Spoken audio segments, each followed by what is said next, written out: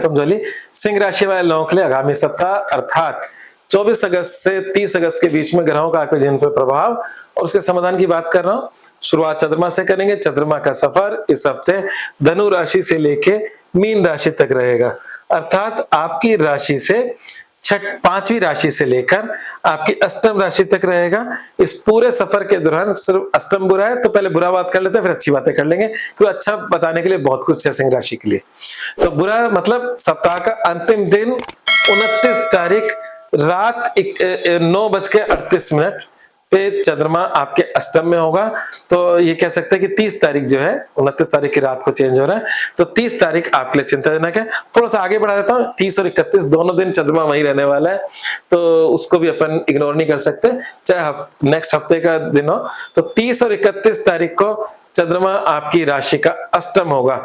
इस समय कोई शुभ कार्य करने से बचें, क्योंकि वो जो अष्टम में है वहां वक्री शनि पहले से उनको वेलकम करने के लिए बैठे हैं, और शनि चंद्रमा की युति को हमारे नॉर्थ इंडिया के अंदर विश्व योग कहा है और साउथ इंडिया में इसे पुनर्फु योग कहा है। और अष्टम में चंद्रमा अच्छा नहीं होता और पापी ग्रह के साथ बैठ के और कष्टदायक होता है, कहीं ना कहीं मन का विषाद, चिंताएं, परेशानियां देता है, और उसकी वजह से कभी कभी डिसीजन गलत हो जाते हैं जो नुकसान की तरफ ले जाते हैं।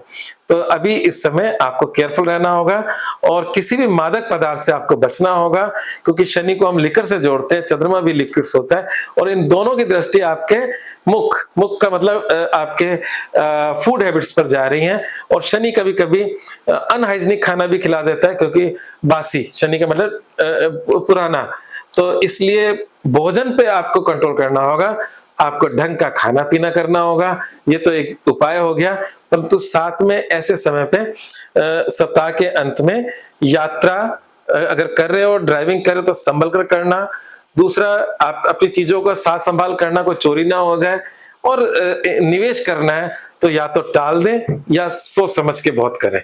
तो ये था सप्ताह के अंतिम दिन का। बाकी 6 सप्ताह की बात कर लेते हैं। तो पांचवा चंद्रमा, क्योंकि पांचवें घर की राशि का स्वामी बृहस्पति उच्च के हैं, तो इसलिए वो तो पावरफुल है। और जो लोग इस समय विदेश में शिक्षा लेना चाहते हैं, उनके लिए ये गोल्डन पीरियड चल रहा है। तो इसलिए पांचवा चंद्रमा सिर्फ शिक्षा, संतान, शेयर मार्केट और रिलेशनशिप, इसकी सिर्फ चिंताएं दे रहा है, नुकसान नहीं दे रहा। तो चिंताओं का मतलब हम कई बार मन में इन बातों को सोचने लग जाते हैं। छठा चंद्रमा बहुत ही अच्छा होता है, और छठा चंद्रमा मतलब 25 तारीख, 24 तारीख से है तो 25 तारीख को छठा चंद्रमा हो जाएगा।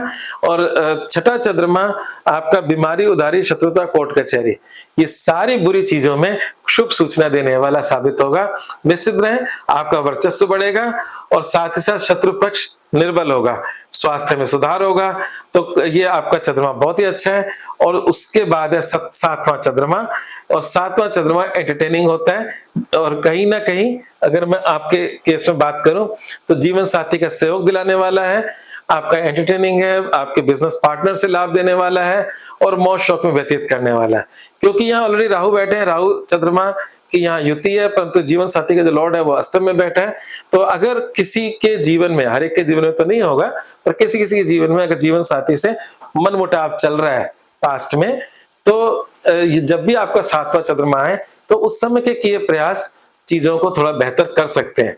ये राशिफल का यही फायदा होता है कि हमें कब काम करना है, कब नहीं करना, कब हमें सफलता मिल सकती है, कब नहीं मिल सकती। तो ये था आपका इस सप्ताह का चंद्रमा का फल, जो सबसे ज्यादा जरूरी होता है। अब बाकी फलों में अगर हम देखें तो इस समय आपकी राशि के अंदर सूर्य, केतु और बुध बैठे हैं। बुध अभी आए हैं, है ना, थोड़े समय पहले।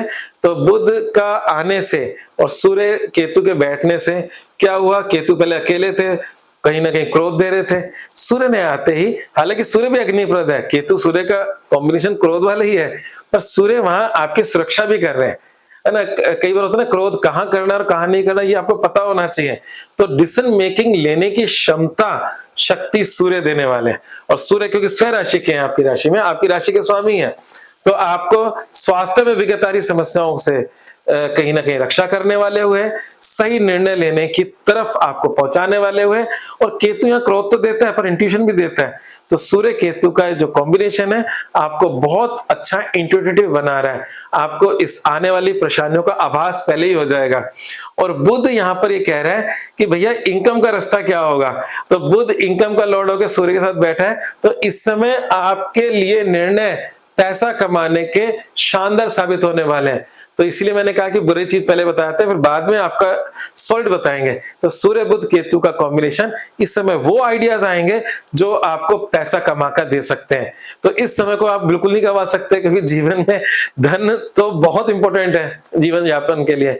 तो इस समय उनको आप आगे जीवन में एग्जीक्यूट करो, इस समय करो, परंतु ये समय आपके लिए द्वारा लिए निर्णय पैसे से संबंधित बहुत पॉजिटिव जाने वाले हैं।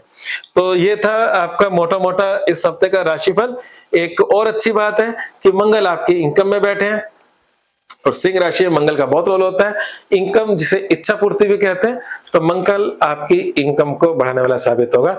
ये हफ्ता कुल मिलाकर अच्छा है, सिर्फ 2-3 दिन को छोड़कर। आज बस इतना ही, धन्यवाद।